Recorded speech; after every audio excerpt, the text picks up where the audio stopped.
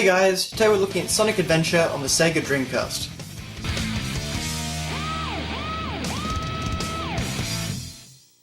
At the time, this was the first main Sonic game in 4 years, since the Blue Blur basically skipped for Saturn.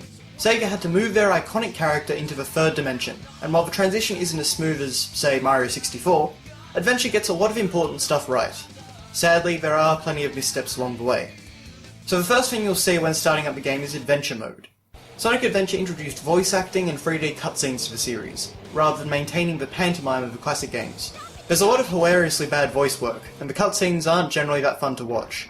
The story is pretty poorly written too, although I did appreciate the numerous references to the events of the classic games. Even Sonic CD gets a mention. Something bugging you? No time for games, Sonic! Give me the emeralds you have, right now! What? Let's just see you take them! Huh. The worst part of Adventure Mode is that the cutscenes cannot be skipped, and most of them you'll have to watch multiple times. What do I mean by that? Well, Sonic Adventure's gimmick is that you play as 6 characters, each with completely different playstyles but whose stories overlap. You have Sonic, who features classic platforming and speed, Tails, who is always racing against Sonic through the level, Knuckles, who is hunting pieces of Master Emerald, Amy, who is running away from one of Eggman's robots, E102 Gamma, whose levels are essentially shooting galleries, and Big the Cat, who fishes for a frog. To summarise, Tails is okay, Knuckles, Amy and Gamma are passable, and Big is awful. Seriously, I cannot overstate the utter terribleness of Big the Cat's story mode. Sonic, however, is genuinely fun. Sadly, completing the game as every character is mandatory to unlock the final 7th character. At least he's pretty fun to play with, even though he's only available for the final battle.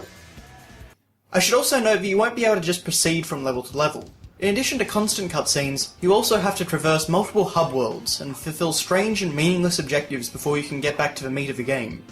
The hub worlds aren't terrible, but they're unnecessary, and bog the game down. The controls look one of this game's crowning achievements. No other time in the history of 3D Sonic has the Hedgehog been so easy to control.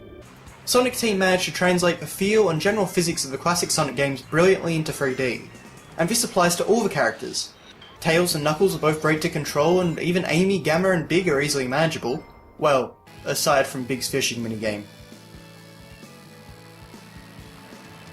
There is some fantastic level design work showcased throughout the 11 areas on offer.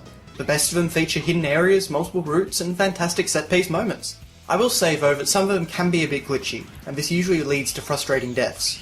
Still, levels such as Emerald Coast and Speed Highway are some of the best ever created in the 3D Sonic era. Sonic Adventure was a very impressive looking title for 1998. While dated, it still looks nice, and the set-piece moments in Sonic's levels can be very impressive.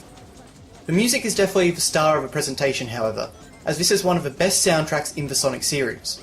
While it is a huge departure from the tunes of the classic games, and features a very eclectic mix of styles, the music in Sonic Adventure just works, no matter which level you're playing.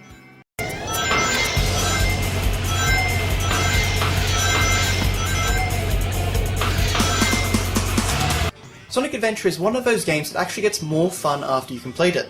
The reason for this?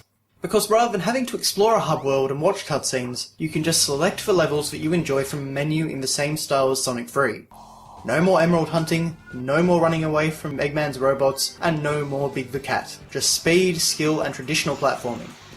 And since this is a Sonic game, there is always that incentive of trying to go faster and beat your previous time, so it never really gets old.